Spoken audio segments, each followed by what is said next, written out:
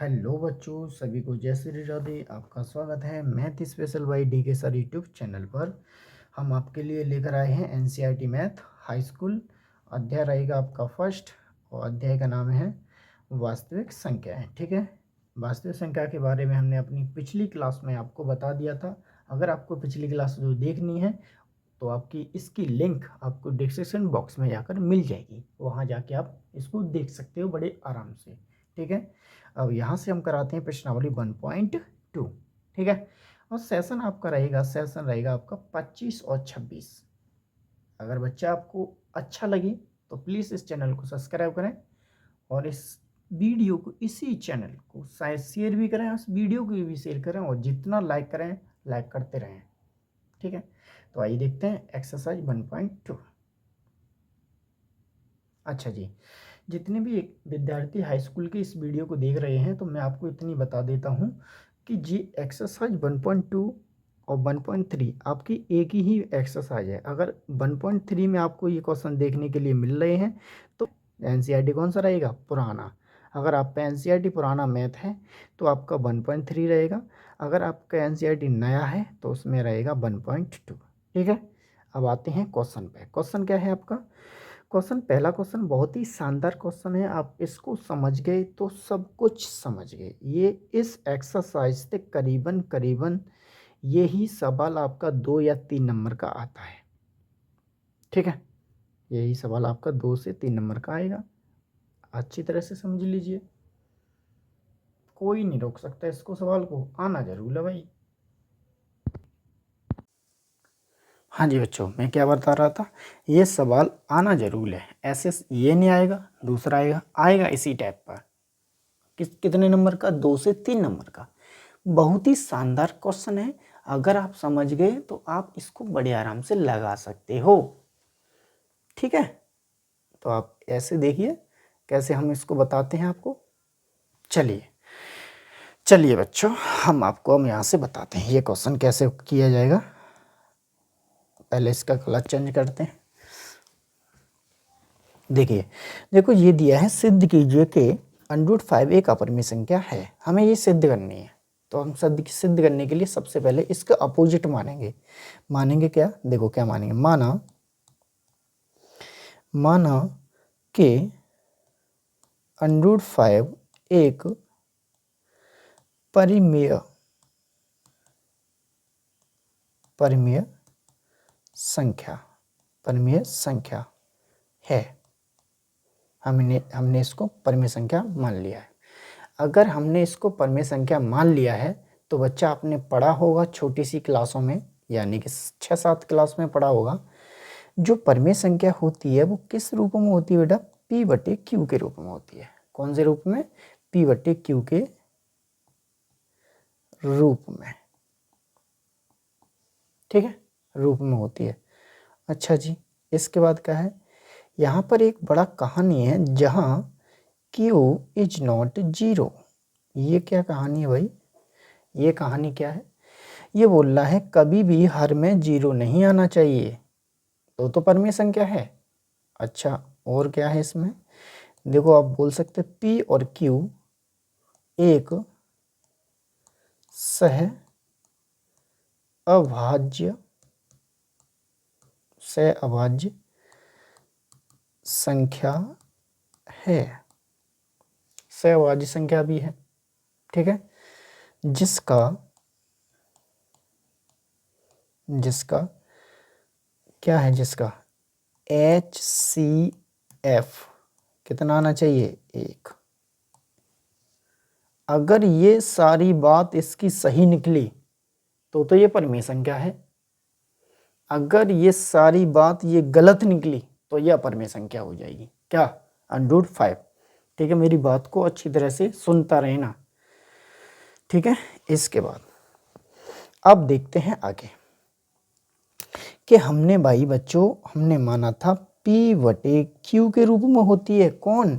परिमेय संख्या। हम इसके बराबर संख्या मानिए कौन सी? √5 मान ली ना। हाँ, अब ये भी परिमेय संख्या, ये भी परिमेय संख्या। इसके नीचे 1 मानो। अब बच्चा इसके नीचे 1 मान के क्रॉस मल्टीप्लिकेशन कर लो। जब इसका क्रॉस मल्टीप्लिकेशन करेंगे तो p बराबर 5 इंटू में q, ठीक है, ये हो जाएगा। अब क्या करना है इसमें, अब ये करना है बच्चा, क्योंकि इसका अंडर हमें ख़त्म करना पड़ेगा, तो क्या करेंगे, दोनों पक्षों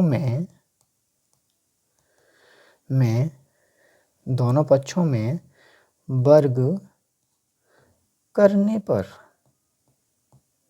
कितनी बढ़िया सी बात मैंने लिखी है, आप इस बात को अच्छी तरह से समझ चुके होंगे, ठीक है। तो आइए देखते हैं, मैं अब आगे नया पेज पे जाता हूँ। इसके बाद देखो आपको अच्छी तरह से दिख रहा होगा, ठीक है। यहाँ तक समझ में आया हो तो लाइक करें, शेयर करें, और शेयर करते ही रहें यार, मज़ा आता है शेयर करने में, ठीक है। अच्छा, इन दोनों को हम क्या करेंगे, वर्ग करेंगे। तो देखो p का होल वर्ग बराबर में √5 इंटू में q का होल वर्ग, ये हमने इतना कर लिया, ठीक है। तो यहाँ पे अगर हमने किया हुआ तो p², इसका करेंगे तो √5 का होल स्क्वायर इंटू q का होल स्क्वायर। ये क्या हो गया भाई, अलग अलग कैसे हो गई ये, यहाँ तो दोनों सेम थे। हाँ जी भाई, ये दोनों अलग अलग ऐसे हो गई, ये दोनों अलग अलग पार्टी हैं, अलग अलग का वर्ग चलेगा। अब क्या किया मैंने, अब ये किया, देखो वर्ग से रूट हट गया, वर्ग से ये वाला रूट हट गया।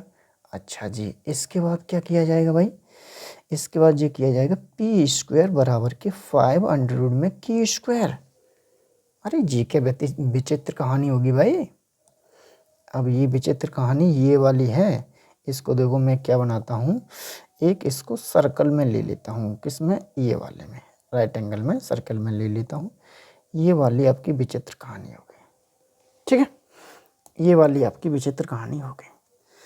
अगर ये विचित्र कहानी होगी है तो हम इसको क्या करें, कुछ नाम दें, कुछ नाम दे देते हैं, नाम दे देते रहे समीकरण नंबर फर्स्ट, ठीक है। इस विचित्र कहानी से कुछ कहानी हम आपको समझाते हैं। क्या समझाते हैं, देखिए, अगर मैं ऐसा करूं तो p² बटे के 5 नीचे ले लूं, बराबर में q² कर लूं। ऐसा करने से कुछ होता है, मेरा तो भाई कुछ नहीं आ रहा है, आपका भी नहीं जाएगा, मैंने तो समझाने के लिए आपका कर लिया। अरे इससे हमने एक चीज़ सीखी, 5 से p² विभाजित है, हो रहा है। अगर 5 से p² विभाजित है तो मैं अगर p के ऊपर से वर्ग हटा दूं, नीचे ओनली 5 रख दूं, तब भी तो p से 5 से p विभाजित हो रहा है ना। हाँ, इस बात को हम नोट करेंगे, क्या करेंगे, नोट करेंगे, क्या करेंगे भाई, p² 5 से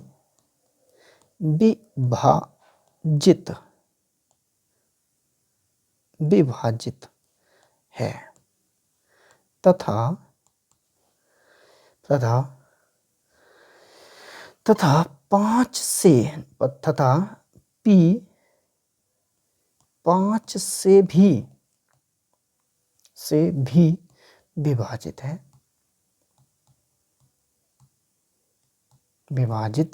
है, इतनी कहानी मैंने आपके लिए लिख दी है मेरे यार, मैंने तो कहानी लिख दी है, ये वाली कहानी मैंने आपके लिए लिख दी है, ठीक है बच्चों। हाँ जी, इतनी बड़ी मैंने कहानी आपके लिए लिख ली है, सॉरी लिख दी है, ठीक है। ये जैसे कोष्टक में बंद हो रहा है।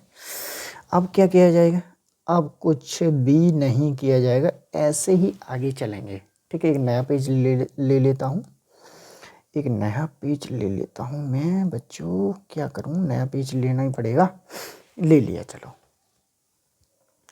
अब क्या करेंगे, देखो अब मानेंगे, फिर दोबारा क्या करेंगे, मानना पड़ेगा भाई, कुछ तो मानना पड़ेगा, कुछ तो मानना पड़ेगा भाई।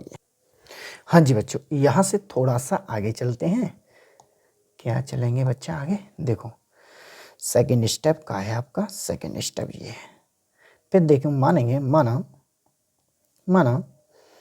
माना p बराबर 5r, मैंने ये मान लिया है, p बराबर 5r मान लिया है। फिर वही कहानी हम लिखेंगे, दोनों पक्षों में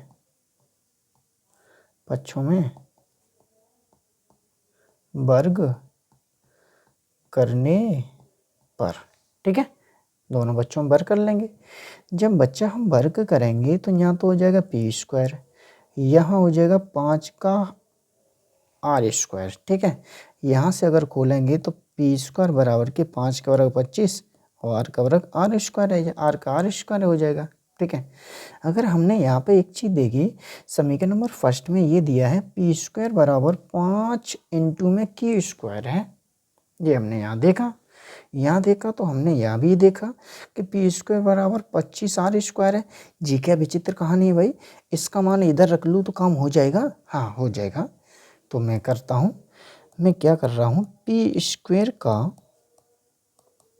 का मान समीकरण नंबर फर्स्ट में रखने पर, ठीक है, इसको भी हम समीकरण नंबर सेकंड मान लेते हैं, रखने पर रख ले भाई, रख लेते हैं। तो आपका इसका क्या दिया रखा है, ये दिया रखा पी स्क्वायर बराबर के 5 क्यू स्क्वायर, जी दिया रखा है। मैं पी स्क्वायर की जगह क्या जमा देता हूँ, 25 आर स्क्वायर बराबर में 5 क्यू स्क्वायर।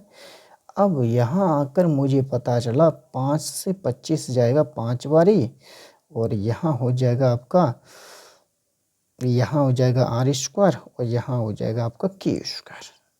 ये कहानी निकल आई इतनी सी। ठीक है, इतनी कहानी सी मेरी निकल आई। अब इस कहानी से मुझे एक चीज़ याद आई, अगर मैं यहाँ से मैं आर स्क्वायर निकालता हूँ तो क्यू स्क्वायर अपॉन में 5 आता है। ये भी एक कहानी सी है बन गई। तो मैं यहाँ से अभी ये लिखा था ये वाला पॉइंट, ये मैं अभी फिर दोबारा लिखूँगा कि यहाँ जी दिख रहा है 5 से क्यू स्क्वायर विभाजित है। तो ये लिखेंगे नोट पॉइंट में दोबारा, क्या लिखेंगे, लिखेंगे यहाँ से ये लिखेंगे बच्चा जी, यहाँ से लिखेंगे क्यू स्क्वायर 5 से विभाजित है तथा क्यू 5 से भी विभाजित है, विभाजित है। ठीक है, इतनी बात हमने इसमें जमा दी। कोई दिक्कत? मुझे तो कोई दिक्कत नहीं भाई, आपको होती रहे भाई। देखो अगर आपको होगी तो मुझे भी होगी साहब। देखो भाई ये है आपका छोटा सा टॉपिक है और इस टॉपिक में 5 नंबर मिलेंगे आपको, तो इसको तो आपको पढ़ना पड़ेगा अच्छी तरह से। जी है, ठीक है। अब यहाँ से हम एक चीज़ आपको बताते हैं, क्या बताते हैं, देखो इसका भी HCF, इन दोनों का जब हम देख रहे हैं, यहाँ भी देखो 5 है और यहाँ भी देखा हमने 5 है, तो इन दोनों का तो वही है, HCF है वो क्या निकला है, 5 निकला है। पर निकलना क्या चाहिए भाई, निकलना चाहिए 1, तब तो क्या हो जाएगा, जब परमीय संख्या हो जाएगी। अगर 1 नहीं निकल रही है तो ये आपकी कौन सी हो जाएगी, अपरिमेय संख्या। तो इसके लिए मैं एक पेज और ले लेता हूँ, पेज लेता हूँ भाई, तभी काम चल पाएगा। तो अब यहाँ से लिखेंगे, फिर दोबारा हम लिखना पड़ेगा, लिखेंगे अच्छी तरह से लिखेंगे बच्चा। क्या लिखेंगे, जो माना था, जो माना था वह विरोधावस्था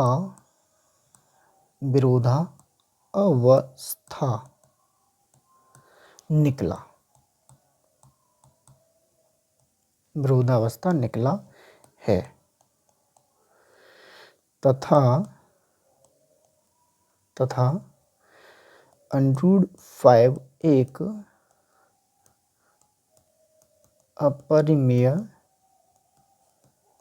अपरिमेय संख्या है। ठीक है, इतना मुझे निकालना था। बताइए कितना आसान क्वेश्चन है, निकाल लिया बस। अब क्या मेरी बात को सुनिए, इतना प्रोसेसर रहेगा सबका। अच्छा क्या बात है, अब मेरी बात को सुनिए जी। बात है भाई बच्चों, अगर इसके अंडरूट 5 है तो ऐसा चलेगा, अंडरूट 2 है तो ऐसा चलेगा, अंडरूट 3 है तो ऐसा चलेगा, अंडरूट 7 है तो ऐसा चलेगा। स्ट्रक्चर बिल्कुल ऐसा ही रहेगा। यहाँ पर अंडरूट 5 है, वहाँ अंडरूट 2 है, अंडरूट 3 है, अंडरूट 7 है, अंडरूट 11 है, अंडरूट 13 है। अंडरूट के अंदर जो भी संख्या रहेगी वो परफेक्ट स्क्वायर नहीं होनी चाहिए, बस उसका तो निकाल सकते हैं। ठीक है, ये क्वेश्चन 1 का पूरा सॉल्यूशन अच्छी तरह से आपको समझ में आ गया होगा। इसका नोट भी बनाते रहना बच्चों। अब इसके बाद चलते हैं बच्चा क्वेश्चन नंबर दूसरे पे। जी है आपका क्वेश्चन नंबर दूसरा। ठीक है, तो आइए देखते हैं। देखो क्वेश्चन नंबर दूसरा दिया है, सिद्ध कीजिए कि 3 प्लस अंडरूट में 5 एक अपरिमेय संख्या है। देखो ये तो बहुत शानदार क्वेश्चन है। तो कि ये कैसे निकालते थे हम, देखो कैसे लगाते हैं। पहले तो इसको देखिए हम मान लेते हैं वही वाला सिस्टम बार बार।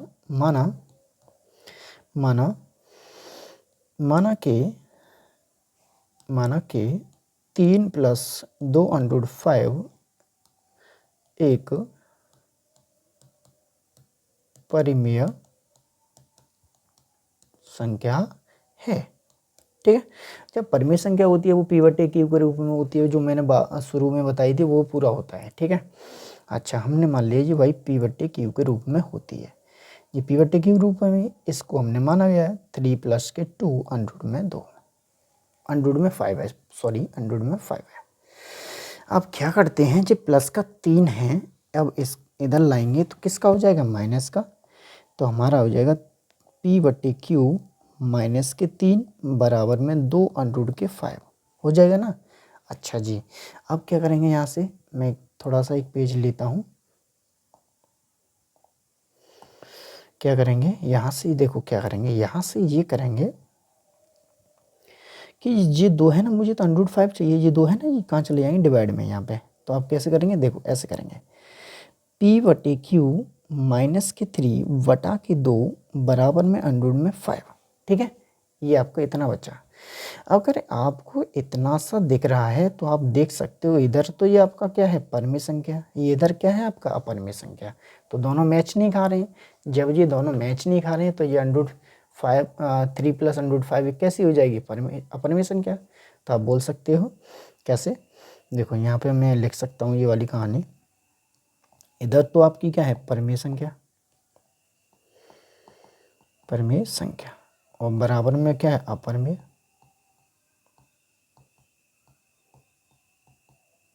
अपरिमेय संख्या। ठीक है, ये दोनों मैच नहीं होती हैं तो एज नॉट लग गया, ये लग गया हमारा एज नॉट। ठीक है, अगर ये एज नॉट लग गया है तो आप देख सकते हो, ये देख सकते हो कि 3 प्लस 2 अंडरूट में 5 एक अपरिमेय संख्या है। इतनी बात तो लिख सकते हो बड़ी आराम से। ठीक है, अब आ जाइए अगले पेज पर। क्वेश्चन है आपका शानदार सा क्वेश्चन नंबर तीसरा। बहुत ही बढ़िया सा सवाल है, बहुत ही बढ़िया। वही कहानी फिर दोबारा है, कुछ भी कर लो। सिद्ध कीजिए कि निम्नलिखित संख्याएं अपरिमेय हैं। ठीक है, हम दोबारा मानते हैं। माना कि 1/√2 में 2 परिमेय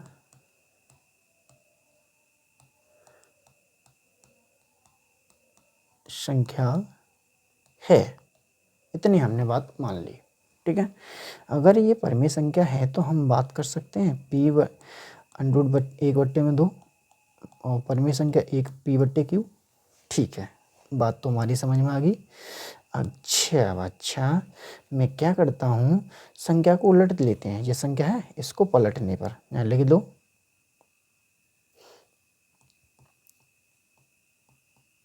संख्या को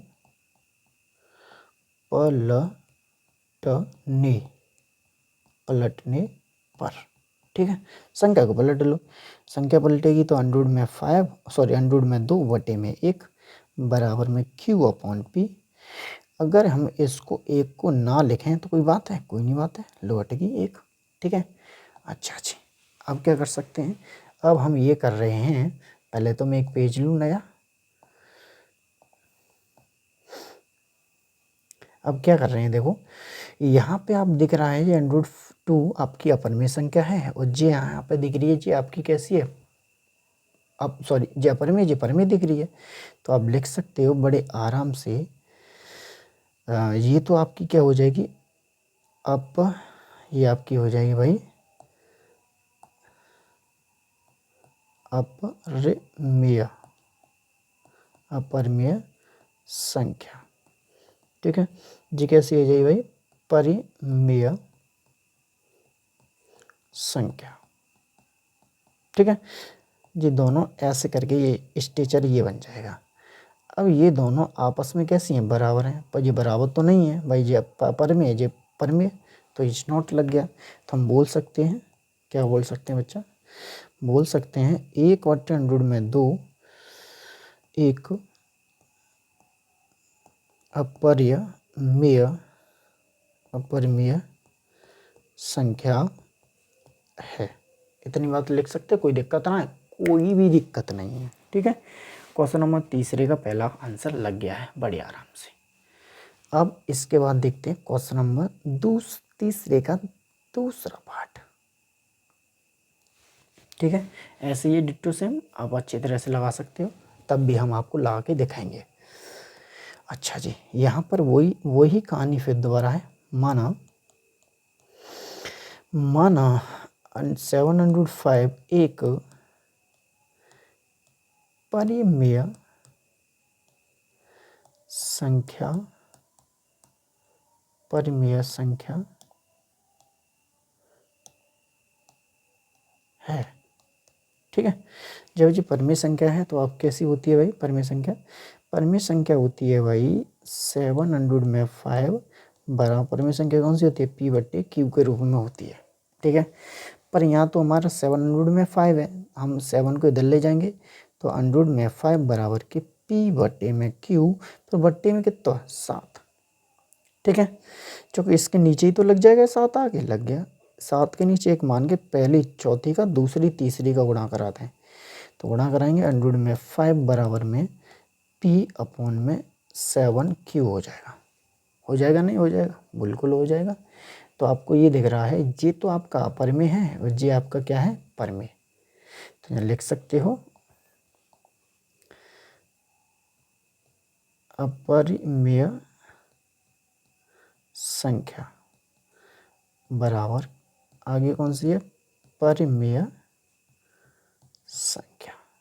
ठीक है, ये दोनों कैसी हैं, बराबर है ही नहीं, जब ये दोनों बराबर नहीं हैं, ये दोनों बराबर नहीं हैं तो कैसी हैं, इज नॉट है, ये दोनों बराबर नहीं है।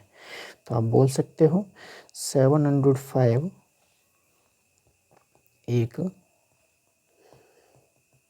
अपरिमेय संख्या है।